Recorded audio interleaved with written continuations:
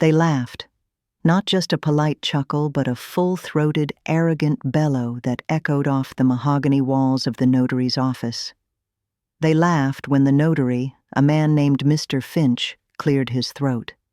They laughed louder when he looked at me, the silent, unremarkable one, and said my name, Elaine Hawthorne. That sound, the sound of my family celebrating what they thought was my final, predictable defeat, is the sound that changed my life. In this story, I will tell you how my own family's arrogance became the very instrument of their downfall. And I will reveal the one brilliant secret my late uncle used to ensure that the $20 million fortune landed exactly where it belonged.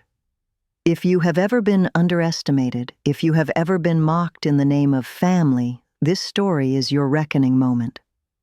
My uncle Henry was a self-made man. He had no children, and his wealth was legendary, built from manufacturing machinery that powered half the state's economy. Henry's empire was a magnet, and for 30 years, my cousins, my brother, and my sister-in-law, let's call them the vultures, were in orbit. Every single holiday was a performance. I mean, a meticulously choreographed theatrical event. My brother, Mark, would arrive with custom-made cigars, talking loudly about the market trends and strategic acquisitions he wanted Henry to fund. My cousin, Sarah, had mastered the art of the perfect empathetic sigh whenever Henry mentioned a minor ailment. She'd bring expensive organic teas and hover, constantly asking pointed questions about his health, always trying to assess his mileage. Their sycophantic rituals were exhausting to watch, but they were determined. They had planned their lives around Henry's eventual demise. I, on the other hand, was always kept at arm's length. I wasn't allowed into their inner sanctum of greed. Why? Because I wasn't useful to their agenda. The vultures were aggressive. They were loud.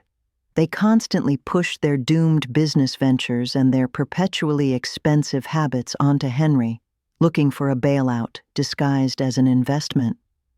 And then there was me. I was just the quiet, divorced woman who ran a small, struggling bookstore and preferred a simple cup of Earl Grey to their $500 martinis. They saw me as weak. They saw me as poor. I was an observer, not a participant in their ugly game. I remember one particularly cruel moment at Henry's 85th birthday gala. My cousin, Sarah, was introducing me to one of Henry's investment bankers.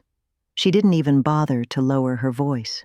She pulled the banker aside and gestured toward me with a dismissive wave of her hand. "This is Elaine," she chirped, looking right through me. "She's just here." Just here. That was my role in the family. The invisible appendix. The silent, non-threatening fixture who was too boring to be worth a conversation, let alone an inheritance. When Henry passed away at 85, the vultures didn't mourn his character. They mourned the closing of their personal cash machine. They were already dividing his estate in their heads. My brother Mark was convinced he'd get the main, profitable manufacturing plant. Sarah wanted the New York penthouse, of course. They had spent decades feeding Henry flattery, believing they had secured their spots at the top of the will. I, too, loved Henry. But unlike them, I didn't talk. I listened. And that made all the difference. He was a man of immense intellect, but also intense suspicion. He told me once, leaning in during one quiet afternoon we spent together, "Elaine, wealth doesn't just attract gold diggers. It attracts the lazy and the entitled. The most dangerous person is the one who is quiet and observant." I took his words to heart. I had always been watching, and my uncle knew it. The vultures were too busy performing to notice the audience. The day of the will reading was an event. The air in Mr. Finch's office, a room heavy with the scent of old leather and new money, was thick with greed. We were all crammed into the space, the vultures overflowing the plush client chairs in their loud designer clothes. Sarah wore an emerald dress that looked deliberately expensive. Mark wore a watch that cost more than my entire book inventory. And me? I wore a simple black blazer. I was the visual representation of their low expectations. Mr. Finch, a small, meticulous man with thick glasses, began to read. He started with the minor items, sentimental jewelry, small personal items, and Henry's generous donations to charity. The vultures were visibly impatient. They fidgeted, glancing at their watches. They were waiting for the word assets. Finally, he reached the core structure of the will.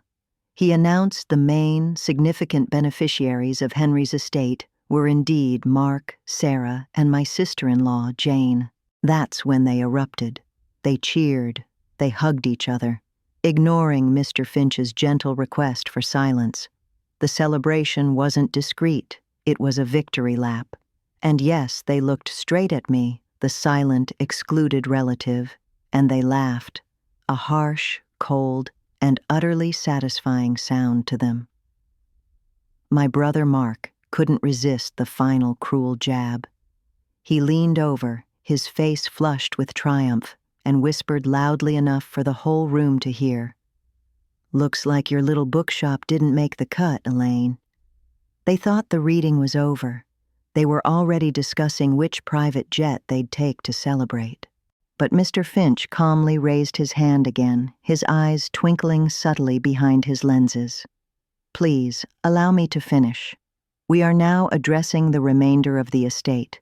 The bulk of the liquid assets and the property portfolio, valued at approximately $20 million, goes to—" He paused. This was no ordinary pause. It was a silence that stretched, demanding total focus. He lifted his gaze from the document, looked directly into my eyes, a look that acknowledged everything I had endured, and delivered the final words, "Elaine Hawthorne." The room didn't just fall silent, it imploded. It was the kind of silence that feels like a physical shock wave hitting you in the chest. Mark's jaw literally dropped. Sarah froze mid-hug. The vultures' faces, just moments ago radiating arrogant, triumphant red, drained instantly to a sickly, mottled white. The shock was delicious, a powerful wave washing over the decades of humiliation. But that, as I quickly realized, was only the first layer of Henry's genius. The shock was the entry fee. The debt was the final curtain call. My uncle knew that the vultures would spend their whole lives trying to seize my money. So he built a masterful trap using their own arrogance. Mr. Finch continued to read their clauses. Mark, Sarah, and Jane had indeed inherited assets, but not liquid wealth. They inherited 3 separate, non-performing companies that Henry had used as tax shields years ago. These companies were not worth millions, they were worth 0. And here was the plot twist, the reckoning moment. The will specified that these 3 companies were not transferable and must be operated for a minimum of 5 years. If they failed to operate them, they would forfeit everything they had received. The companies were not just useless, they were toxic. They had accumulated millions in environmental remediation fees, employee back wages, and outstanding legal liabilities. Mr. Finch stated clearly, "Your inheritance, effective today, includes an immediate and non-negotiable debt liability of $3.5 million per person." The laughter died. My brother screamed. My sister-in-law started weeping into her Chanel handbag. Henry didn't just disinherit them, he bankrupted them. He knew their greed would blind them. By inheriting companies they thought were valuable, they walked right into a debt trap designed to extinguish their entitlement. I, the quiet librarian, inherited $20 million in clean, liquid assets because Henry knew I never asked for a dime. I simply listened. The single truth I learned that day is this: the person who controls the information controls the outcome. My family prioritized appearance over understanding, flattery over integrity. They lost everything because they didn't know how to look past the surface. I left the notary's office that day, not with revenge, but with quiet, profound control. I looked at Mark one last time as he was frantically calling his lawyer. I didn't say a word. My look was enough. It was my reckoning moment. In the weeks that followed, my life didn't explode into luxury. There were no champagne parties, no sudden reinvention. The bookstore still opened at 9. The kettle still whistled at 4. The silence, however, was different. For the first time, I wasn't invisible. The phone rang constantly. Lawyers, accountants, people who suddenly remembered my name. I let it go to voicemail, because true power doesn't rush. Mark stopped calling after the 3rd week. Sarah's social media went quiet. The vultures, stripped of noise and performance, didn't know how to survive without an audience. I used the money the way Henry would have respected. I paid off the bookstore. I expanded it. I hired people who loved stories as much as I did. And then I did something no one expected. I stayed exactly who I was. If you're listening to this and you've been underestimated, understand this. Loud people often confuse attention with intelligence. Performative confidence hides fragile foundations. And the quiet ones? They see everything. Being underestimated is not a weakness. It's a strategic advantage. Henry once told me that wealth reveals character. It doesn't create it.